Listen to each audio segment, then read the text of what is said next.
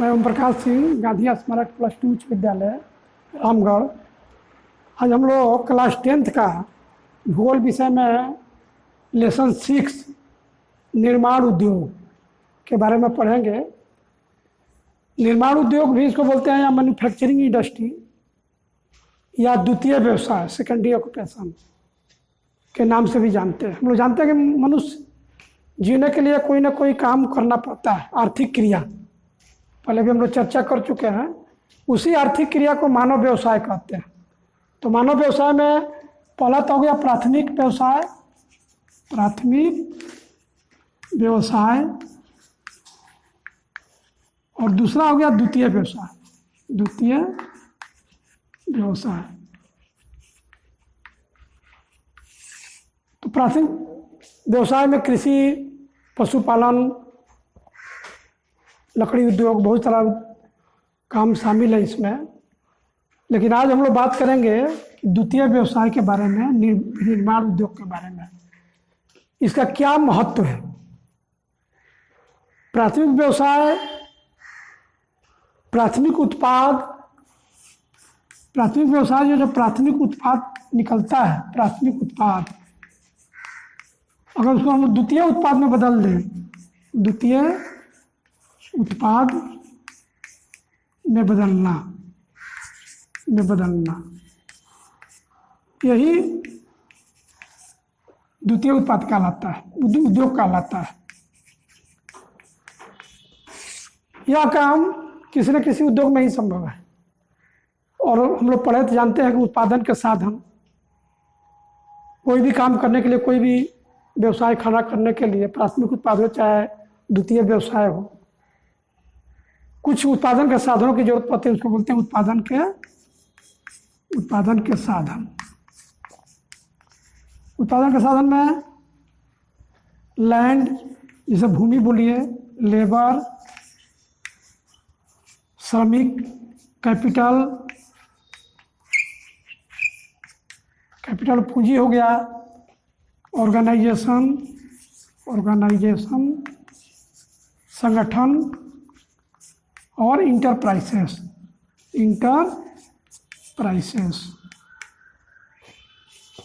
या उद्यम हम लोग बोलते हैं। इंटरप्राइसेस का भी बहुत बड़ा रोल है। उद्यम या व्हील पावर कहिए, दृढ़ इच्छा शक्ति होनी चाहिए, साहस होना चाहिए, इसको साहस भी कह सकते हैं।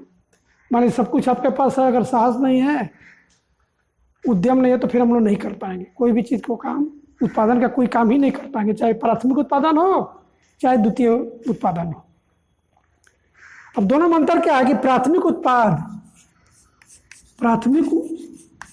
उत्पाद से जो कीमत मिलता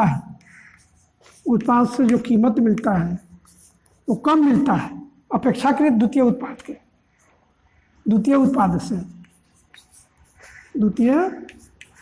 उत्पाद से कम कीमत मिलता है। प्राथमिक उत्पाद को द्वितीय उत्पाद में जब हम बदल देते हैं तो इसका वैल्यू एडिशन बढ़ जाता है।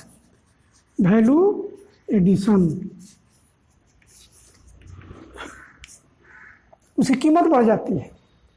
मान लीजिए हम कपास बेच रहे हैं, सिंपल एग्जाम्पल है। मान लीजिए हम कपास अगर कच्चा माल के रूप में डायरेक्ट प्राथमिक उत्पाद में ही बेच देते हैं तो उसको कम कीमत मिलेगा। लेकिन इसी कपास को अगर हम कपड़ा बना लेते हैं तो उसे ज़्यादा कीमत मिलेगा। उसी तरह मान लीजिए चमड़ा है, चमड़ा प्राथमिक उत्पाद में बेचते हैं तो कम कीमत मिल रहा है, लेकिन उससे जूता, बेल्ट, बैग बना के बेचते हैं तो उसका ज़्यादा लाभ मिल रहा है। गन्ना है, हर क्षेत्र में प्राथमिक उत्पाद के अपेक्षा द्वितीय उत्पाद के रूप में हम उसको बेचते हैं तैयार करके, तो कीमत ज़्यादा मिलता है। तो वैल्यू एडिशन बढ़ाना, इसका मकसद यही है कि वैल्यू एडिशन को बढ़ाना। कुछ नहीं किया जाता, प्राथमिक उत्पाद के रूप, रंग, विशेषता में परिवर्तन कर दिया जाता है। और यह काम होता है मानव के ज्ञान, विज्ञान, तकनीकी के द्वारा। मानव के ज्ञान, विज्ञान एवं तकनीक के द्वारा।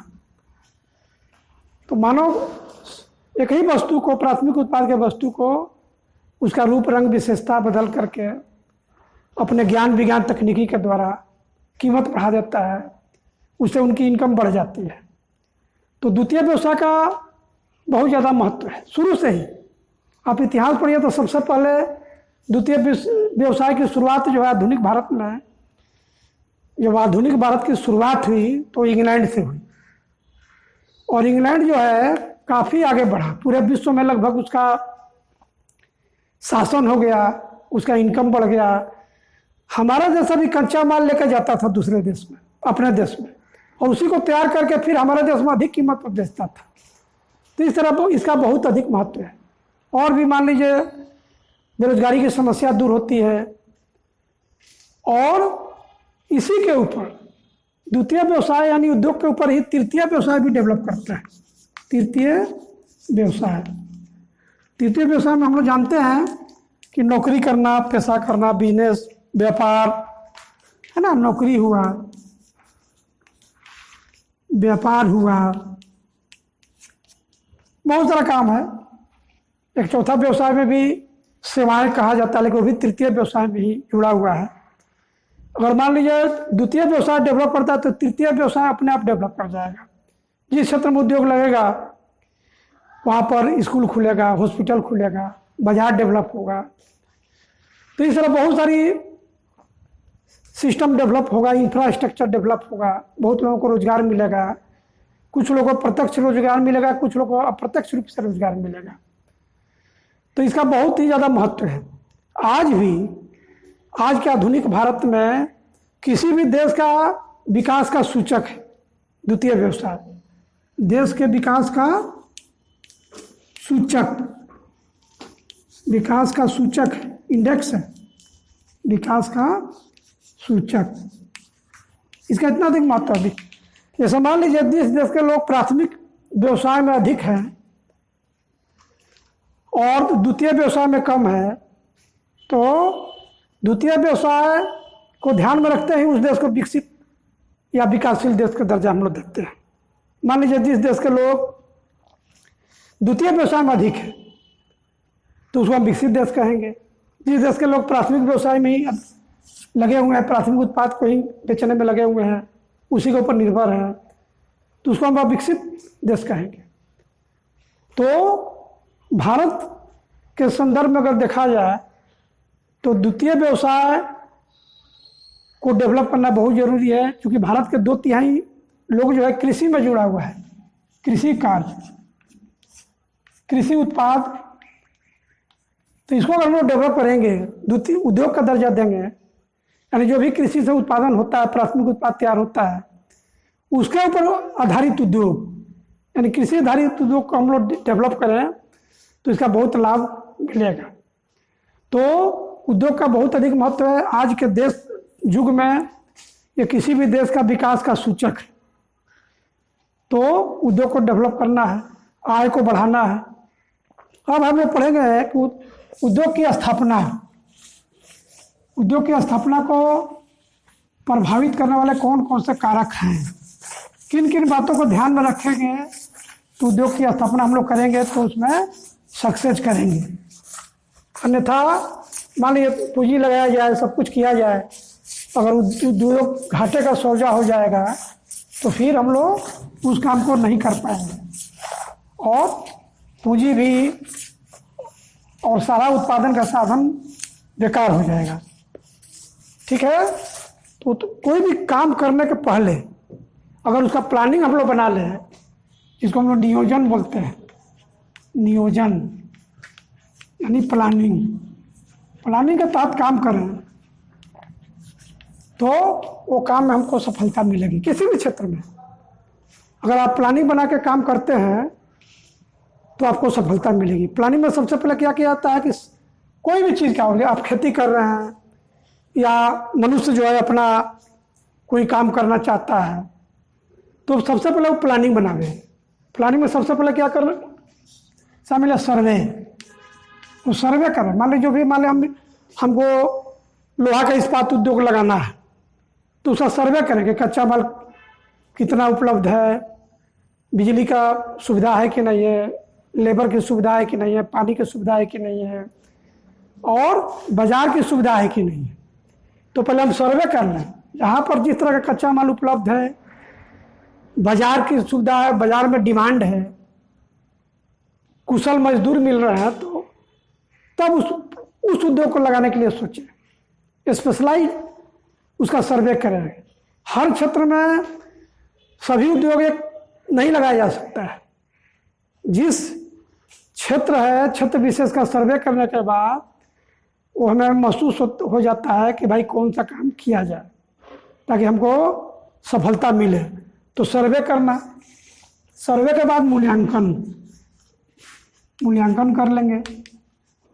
मूल्यांकन दूसरा, मूल्यांकन में क्या है, मान लीजिए हम उद्योग लगाने में 1 लाख रुपया खर्च करते हैं, तो हमको कम से कम 1 लाख से अधिक आय मिलना चाहिए, तो मूल्यांकन कर लेंगे। और जिसमें लाभ हो उसी उद्योग को लगाएंगे, वही काम करेंगे।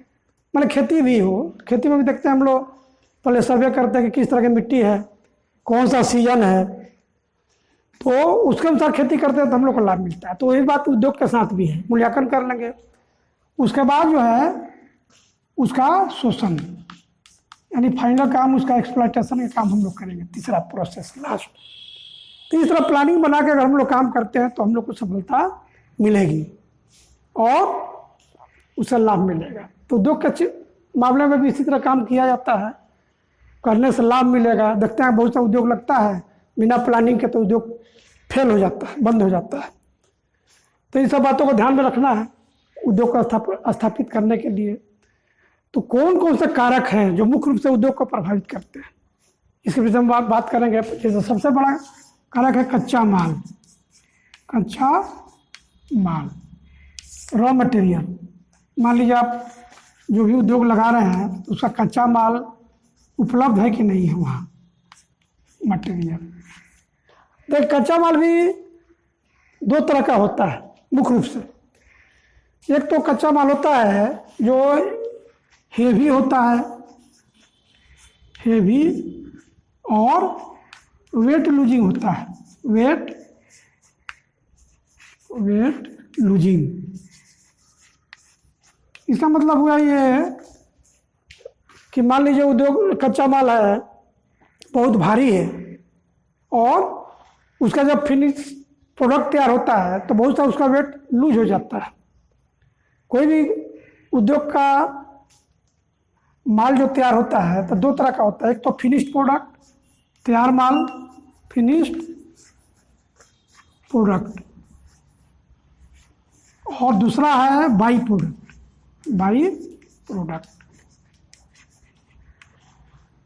फिनिश प्रोडक्ट तैयार माल कहिए, और बाई प्रोडक्ट यानी कचरा कहिए, वेस्ट कहिए, कचरा हुआ या वेस्ट प्रोडक्ट हुआ।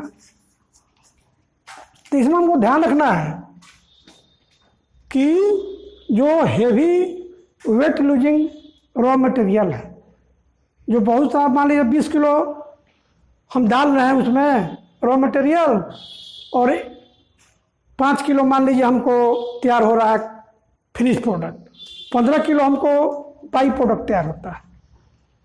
तो वैसा उद्योग जो है जहाँ पर कच्चा माल है वहीं पर लगाना ठीक है, क्योंकि ट्रांसपोर्टिंग खर्च ही बढ़ जाएगा, यातायात खर्च अधिक हो जाएगा।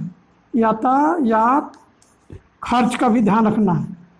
आगे देखिए ग्लोबल कंपटीशन है, आज का पूरा ग्लोबल मार्केट है। कोई भी सामान आप तैयार कर रहे हैं, अगर कॉस्ट ऑफ प्रोडक्शन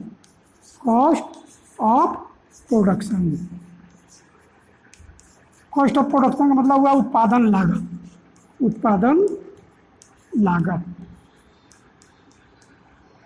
उत्पादन लागत को ध्यान में ही रखना है और पूरा ग्लोबल ध्यान में रखना है, वैश्विक।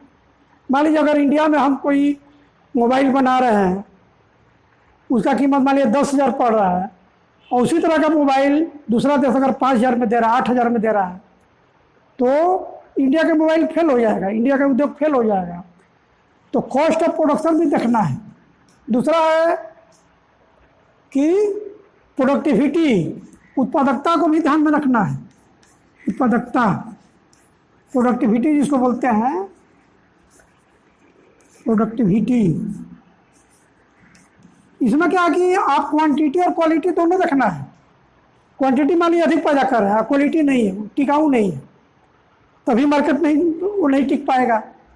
जैसे देखिए अभी हम लोग चीन का सामान का बहुत उपयोग करते थे, सस्ता तो पड़ता था लेकिन उसमें क्वालिटी नहीं होता था, उसका टिकाऊ नहीं हो पाता था। अब देखिए वो सारा चीज़ बाजार से आउट है। तो दोनों को ध्यान रखना, हम क्वांटिटी को भी बढ़ा रहे हैं लेकिन क्वालिटी को देखते हुए हमको अपना टेक्नोलॉजी के द्वारा, विज्ञान और तकनीकी का सहारा लेकर के कॉस्ट ऑफ प्रोडक्शन को भी कम रखना है और उत्पादकता को भी ध्यान रखना है। इंडस्ट्रियल प्रोडक्टिविटी जो है, औद्योगिक उत्पादकता जो है, उसको मेंटेन रखना है, तभी हम लोग परमानेंट बाजार में टिक पाएंगे। तो कच्चा माल हम बता रहे थे कि वेट लूजिंग मटेरियल जहाँ पर है, मान लीजिए ये क्षेत्र है और बाजार मान लीजिए यहाँ पर है, और कच्चा माल हेवी कच्चा माल वेट लूजिंग जो है, कच्चा माल यहाँ पर है। मान लीजिए हम लौह इस्पात उद्योग की चर्चा कर रहे हैं, लौह इस्पात उद्योग। लौह इस्पात उद्योग में क्या लगता है? आयरन ओर लगता है और कोयला लगता है और भी बहुत सा कंपोनेंट्स लगता है, जिप्सम वगैरह। तो क्या है कि ये कच्चा माल मान लीजिए यहाँ पर प्राप्त है और बाजार मान लीजिए उसको यहाँ भेजना है। मान लीजिए 50 किलोमीटर का डिफरेंस है दोनों के बीच में, और मान लीजिए कच्चे ये लोहा जो है 20 किलो लोहा iron ore, 20 KG iron ore, लोहा वेस्ट इसको बोलते हैं। 20 किलो तैयार करते हैं तो मान लीजिए 5 किलो फिनिश प्रोडक्ट निकलता है, 5 केजी, तो 15 केजी तो वेस्ट प्रोडक्ट निकल गया, बाई प्रोडक्ट निकल गया। तो मान लीजिए अगर हम यहाँ उद्योग लगाएंगे, बाजार के पास उद्योग लगा रहे हैं, तो हमको 20 किलो यहाँ से यहाँ ट्रांसपोर्ट करना पड़ेगा, यानी 20 किलो का खर्च लगेगा यातायात। जबकि माल हमारा तैयार होगा यहाँ 5 किलो, तो यहाँ से हम 15 किलो ले गए, एक्स्ट्रा ले गए, फालतू ट्रांसपोर्टिंग किए। अगर यहीं पर हम उद्योग लगा देंगे तो क्या होगा कि 15 किलो जो वेस्टेज निकलेगा उसका ट्रांसपोर्टिंग कॉस्ट नहीं लगेगा, और मात्र 5 किलो यहाँ जाएगा, 5 किलो का ट्रांसपोर्टिंग दे रहे हैं, तो इसका भी उत्पादन लागत पर बहुत असर पड़ता है। ये देखिएगा पुराना, जैसे सबसे पहले टाटा स्टील इंडस्ट्री जो बैठा भारत में 1907 में, तो एकदम जमशेदपुर जो बहुत बड़ा शहर बन गया है, एक संकची गांव था, जंगल था, पहाड़ था, वहाँ पर वो उद्योग लगाया गया प्लानिंग के तहत। जमशेदी ताता वहाँ काफ़ी सक्सेस रहे। तो कच्चा माल का बहुत बड़ा रोल है, और जो वेट लूजिंग नहीं है कच्चा माल, उसको हम कहीं भी लगा सकते हैं, जहाँ होता है वहाँ भी लगा सकते हैं, नहीं तो मार्केट के पास भी लगा सकते हैं। जैसे मान लीजिए कपड़ा उद्योग है, कपड़ा उद्योग, तो इसका जो कच्चा माल है कपास है, तो कपास जो वेट लूजिंग नहीं है, ज़्यादा अंतर नहीं पड़ेगा, थोड़ा सा डस्ट अगर निकलता है, ज़्यादा अंतर नहीं पड़ता है। तो यहाँ तो हम जहाँ कपास की खेती होती है वहाँ भी लगा सकते हैं, और मान लीजिए जहाँ बाजार है वहाँ भी लगा सकते हैं। तो इन बातों को ध्यान में रखा जाता है। कच्चा माल का बहुत बड़ा रोल है, क्योंकि हमको उत्पादन लागत को भी ध्यान रखना है, और जब तक हम उसका सर्वे करके पहले से नहीं चलेंगे तो फिर हम उत्पादन लागत बढ़ जाएगा, फिर ग्लोबल हम लोग टिक नहीं पाएंगे, और कुछ दिन चलने के बाद उद्योग बंद हो जाएगा। इन सब चीज़ों को ध्यान में रखना है कच्चा माल का, और जो कच्चा माल जहाँ पर उपलब्ध है उसी को उद्योग को लगाना है, ताकि आसानी से मिलता रहे, हमेशा कच्चा माल प्राप्त होते रहे। उद्योग को ज़्यादा समय तक बैठा के नहीं, बंद नहीं किया जा सकता है कच्चा माल के अभाव में। तो कच्चा माल का बहुत बड़ा रोल है। उसके बाद है श्रमिक, लेबर।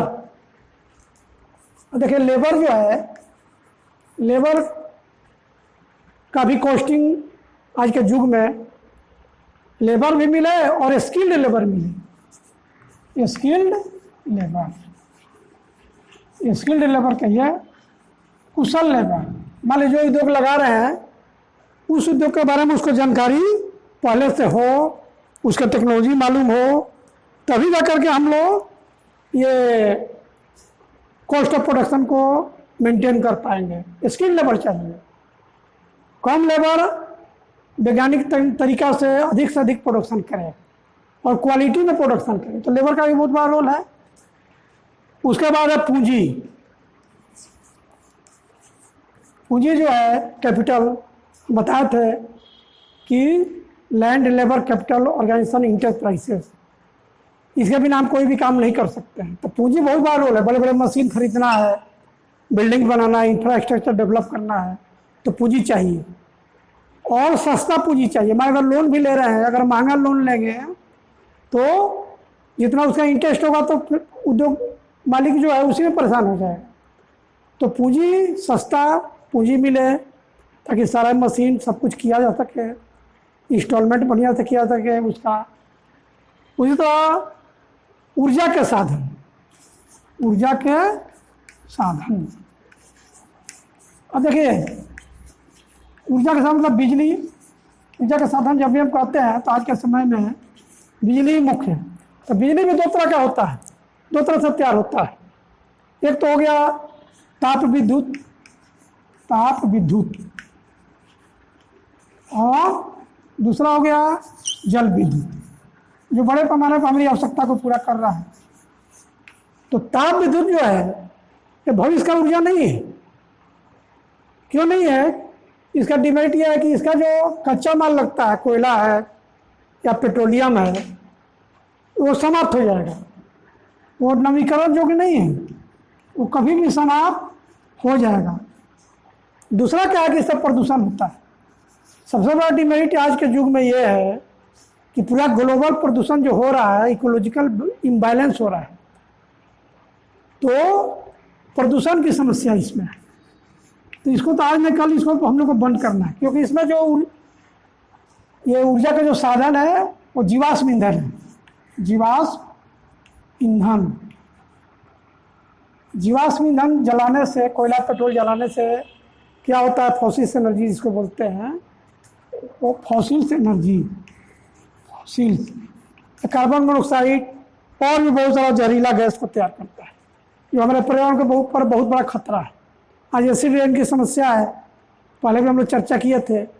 अम्लीय वर्षा तो पूरा बर्बाद कर दिया है, मिट्टी को ही बर्बाद कर दिया। लग रहा है कि हवा प्रदूषित है, कि नहीं, मिट्टी में भी एसिडिटी की मात्रा बढ़ती जा रही है और मिट्टी भी डेजर्ट हो जाएगा।